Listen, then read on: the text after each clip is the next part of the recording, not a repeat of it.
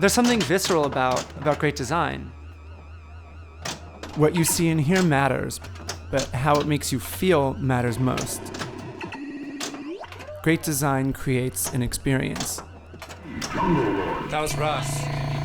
I am gonna need more quarters. Do we not have any? After my first year of college, I went to intern at Apple. And this was around the year that the iPod was introduced.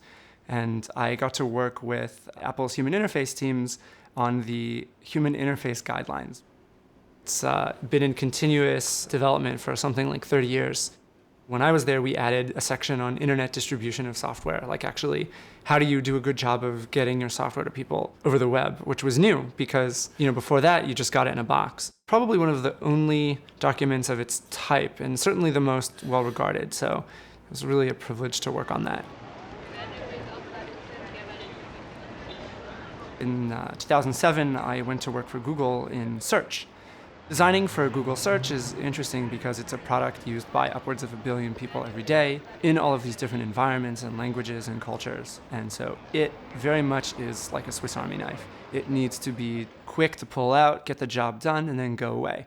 This is the answer, 2.615 million in 2011. This is the stuff we added, which is, why not show people a bit of the history? Is it going up a lot? Not so much. What about compared to other cities? It's really, what does the thing do? What question is it answering for someone? And I think, good design answers a question you may not have even known you had. Like most designers, I think I hang on to my tools for dear life. So things that I've been using for years that I feel like I've invested so much into to learn and to become, expert at.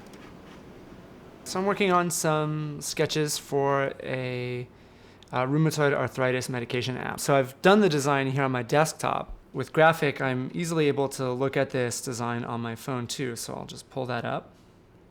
And now I can actually take this design and hand it to someone directly, one of my users with rheumatoid arthritis, and they can tell me right away that these little dots on the ends are too small for them to touch with their thumb. They don't know which one they're going to be hitting.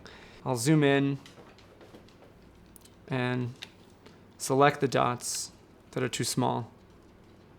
And I'll actually scale them and move them and sort of say, so if they were, that size, is that any better? What designers need are tools that help them work relatively quickly and things that sort of integrate with the rest of the design and software workflow. Okay, so just naming the layers that I want to export. So TB,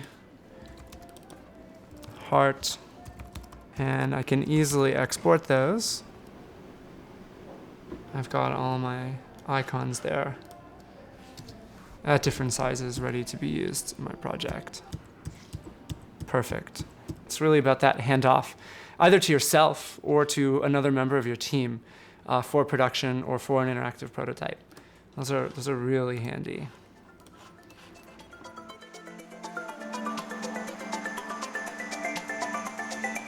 I can't tell you how hard it is with traditional tools to get your image onto an iPad so that someone can look at it.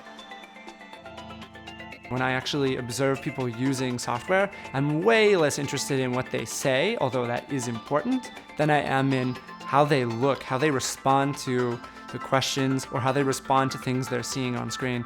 Body language can tell you so much about someone's experience of a product. You may be hitting all of the sort of intellectual notes, but if they are looking uncomfortable while they're using it, then you're doing something wrong. You have to go back to the drawing board.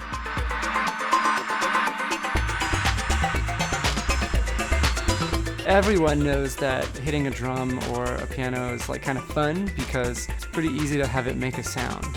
But everyone also knows that it's really hard to make it sound good. It requires that investment of time to become a kind of master at it. Make people forget about the tool that they're using and have it kind of dissolve away so that they're focused entirely on what they're achieving or what they're feeling. That to me is one of the highest aspirations in user experience design.